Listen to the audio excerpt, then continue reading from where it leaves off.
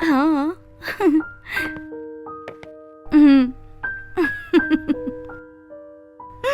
हम्म, हाँ।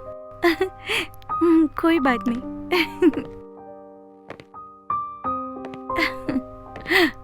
नहीं नहीं, इट्स ओके। हाँ हाँ, आई नो। No problem. कोई बात नहीं, बोला ना। सिमरन, आज का दिन मेरे लिए बहुत खास है। तुम क्या फोन में पड़ी हो? ठीक है, मैं बाद में फोन करती हूँ। अरे कुछ नहीं, बस ऑफिस कॉल था।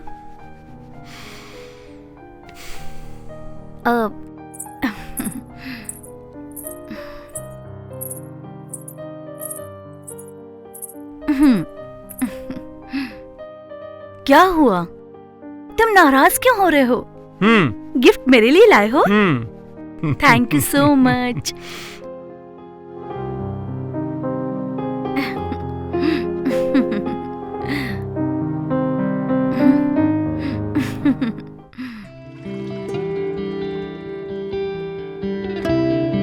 Cheers.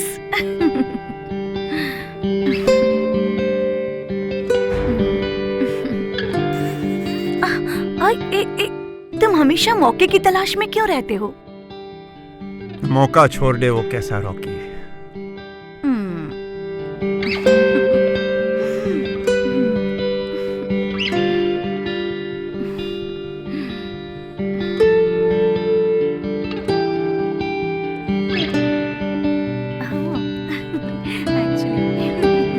हाँ ठीक है, बाय बाय।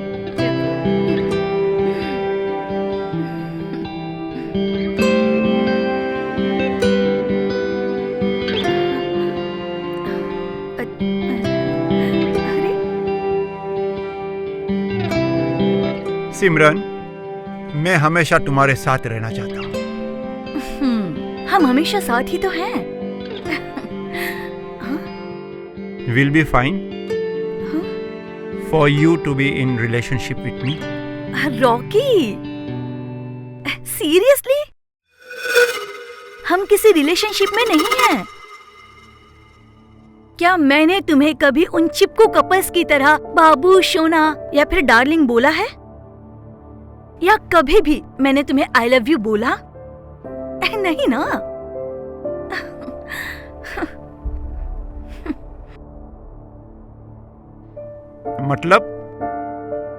मतलब ये कि मुंबई की भाषा में बोला जाए तो हम बस एक फ्रेंड हैं।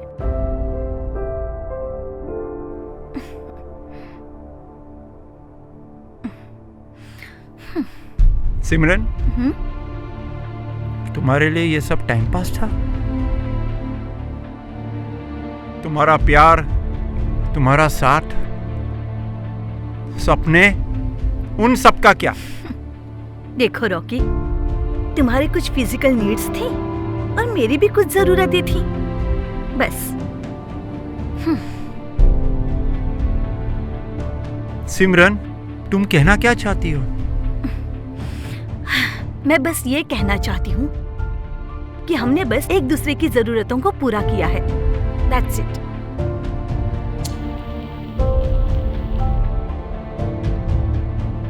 तुमने मेरी फिजिकल नीड्स को पूरा किया और उसके बदले में तुम्हें एक खूबसूरत और यंग लड़की का साथ मिला और मेरे साथ रात बिताने का मौका भी मिला। हम में से किसी ने कोई वादा नहीं किया था।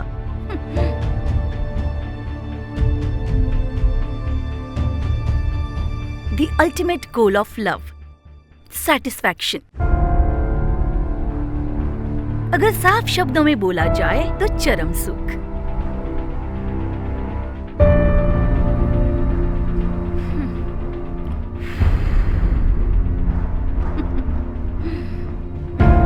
सिमरन, तुम इसे अल्टीमेट गोल ऑफ लव कहती हो? लव का मतलब है sacrifice, trust and commitment. Commitment? My foot. मैंने कभी तुमसे कोई कमिटमेंट नहीं किया और ना ही कोई शादी जैसे खोखले रिश्तों में बनने का वादा किया। तुम तो अजीब ही सपने देखने लगे हो यार। Varieties spice of life. Baby, life में कुछ नया ट्राई करो, तभी तो तुम्हारी लाइफ में फैंटेसी रहेगी।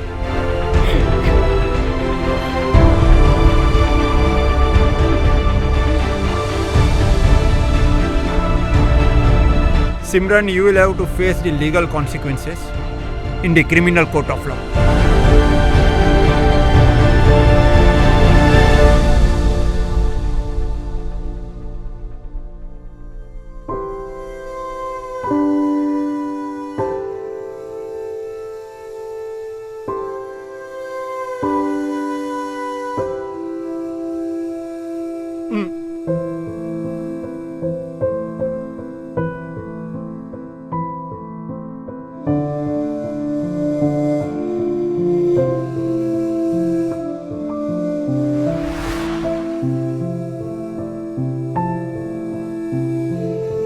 Simran, you will have to face the legal consequences in the criminal court of law.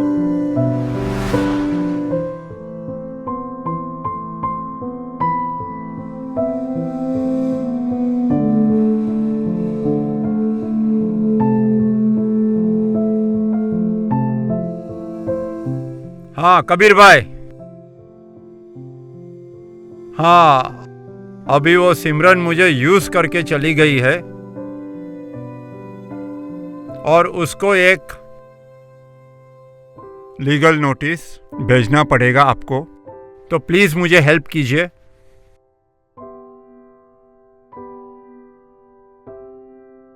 करेगा ना भाई? मुझे हेल्प करेगा ना भाई? हाँ ठीक है ठीक है, जरा कर दे भाई इतना। Okay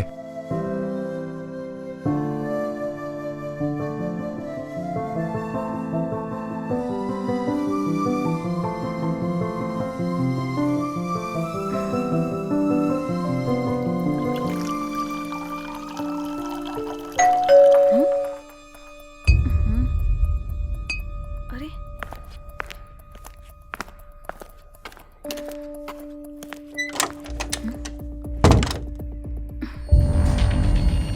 thank you.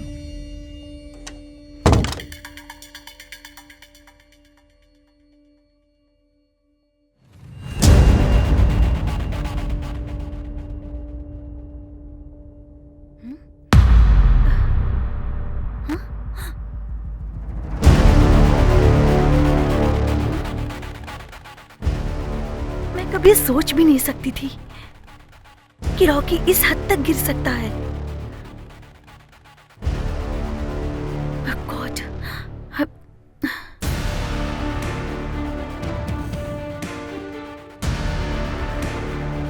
Hello Harish sir. Yes sir, Rocky ने मुझे लीगल नोटिस भेज दिया है। कल ऑफिस में आ जाओ, मिलके बात कर लेते हैं। हाँ, मैं कल आपसे मिलने आती हूँ। ठीक है, कल मिलते हैं। Okay sir.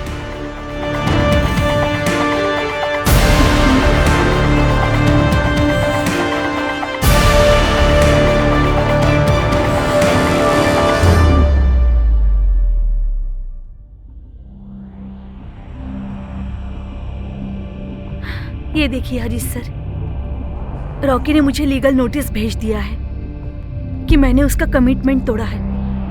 इसमें उसका ये कहना है कि मैंने लिव इन और शादी का वादा किया था उससे।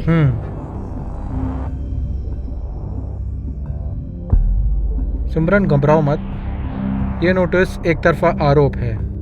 सबसे पहले हम बात करेंगे असल मुद्दे की कि सिचुएशनशिप और लिव इन रिलेशनशिप में क्या फ़र्क है। मतलब सिचुएशनशिप भी अब लीगल हो गया है? बिल्कुल नहीं, सिचुएशनशिप को भारतीय कानून में अभी तक कोई दर्जा नहीं मिला है। ये तो सिर्फ एक अनऑफिशियली इमोशनल या फिजिकल अटैचमेंट है जिसका कोई प्रॉमिस नहीं और जिसमें कोई म्यूचुअल कमिटमेंट नहीं होगा। हाँ, और live in? Live in relationship को भारतीय कानून में कुछ हद तक मान्यता है जब तक वो शादी जैसा न हो, यानी दोनों पार्टीज की सहमति हो, दोनों कानूनी उम्र से बालिग हो, दोनों लंबे समय तक साथ होने चाहिए और दोनों समाज में एक कपल की तरह उनकी पहचान होनी चाहिए। आपका और रॉकी का रिश्ता इन क्राइटेरिया पर खरा नहीं उतरता। हाँ, पर रॉकी ने तो मान लिया था कि हम लिव इन में हैं। एक तरफा मान लेने से कुछ नहीं होता। भारतीय कानून के हिसाब से क्लियर इंटेंट होना चाहिए और म्यूचुअल कंसेंट होना चाहिए। आपने ना ही कभी उसे कोई वादा किया है, ना ही कोई कमिटमेंट दिया है जिसकी वजह से आप पे कोई ऑब्लिगेशन हो। हाँ, यहाँ तक कि मैंने उसे कभी बेबी तक नहीं बोला। यही तो आपका सबसे अच्छा डिफेंस है। आपने कोई वादा किया नहीं, कोई प्रॉमिस किया नहीं, इसीलिए कोई लीगल ऑब्लिगेशन नहीं। एक काम करता हूँ, मैं काउंटर रिप्लाई तैयार करता हूँ जिससे ये साफ हो जाएगा कि ये जो भी रिश्ता है वो एक म्यूचुअल कन्वीनियंस पर आधारित है और उनका जो नोटिस है वो एक सिर्फ लीगल हैरेसमेंट है। परफेक्ट, थैंक गॉड सर, मैं बहुत रिलैक्स हूँ अब। Thank you so much. चाहे तो आप सुकून की चाय पी सकते हो, अगर आप उसे भी कमिटमेंट न मानो तो। Only fix not counted as another commitment. देखो सिमरन, यह सिर्फ एक कानूनी केस नहीं है, बट ये आज की जो पीढ़ी है उनकी सोच का आईना है। आजकल लोग क्या करते हैं, क्लैरिटी से ज़्यादा कन्वीनियंस पर ज़्यादा बिलीव करते हैं। आज प्यार चैट से शुरू होता है और ब्लू टिक पर ख़त्म होता है। कोई कुछ बोलता नहीं है बट मान लिया जाता है that we are into something. और जब बाउंड्रीज की बात आती है तो लोगों का दिल टूटता है और ईगो भी। के रिश्ते चलाने के लिए दो चीजें बहुत इंपॉर्टेंट है, क्लियर एक्सपेक्टेशंस और म्यूचुअल रेस्पेक्ट। अगर आप दोस्त की तरह हो तो आपको उस तरह से व्यवहार करना चाहिए, और आपको फीलिंग या कमिटमेंट हो तो उस तरह का आपको सामने बता देना चाहिए, छुपाना नहीं चाहिए। इससे क्या होगा कि कल को आपको कोई ये ना कह सके कि इसने मेरा इस्तेमाल किया, और कहीं पे फिर साबित करने का जरूरत भी ना पड़े कि मैंने तो कोई कमिटमेंट किया ही नहीं था। तो प्यार एक जिम्मेदारी है, कोई फिजिकल कंफर्ट नहीं है। इसीलिए जब भी आप रिश्तों में जाए तो इन 3 चीज़ों का प्रश्न खुद से ज़रूर पूछे। क्या हम दोनों एक ही पेज पे हैं? क्या हम दोनों एक दूसरे के बाउंड्रीज को पहचानते हैं या हम उनको जान पाते हैं, या फिर हम कोई दोनों भ्रम में तो नहीं जी रहे? थैंक यू सर, सही कह रहे हो आप। I know, but today's generation should also know this. Yes.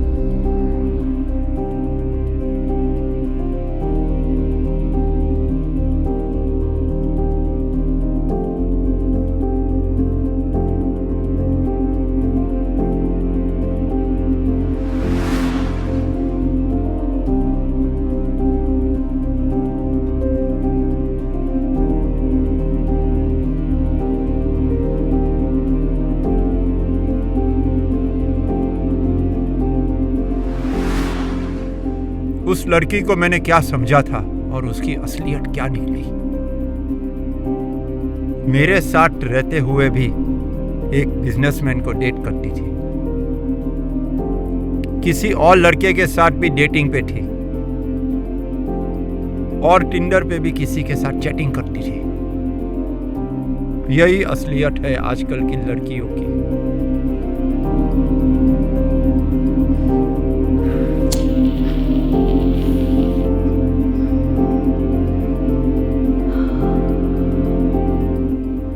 प्यार अंधा नहीं होता, लोग ही उसे अंधा मानकर आंखें बंद कर लेते हैं।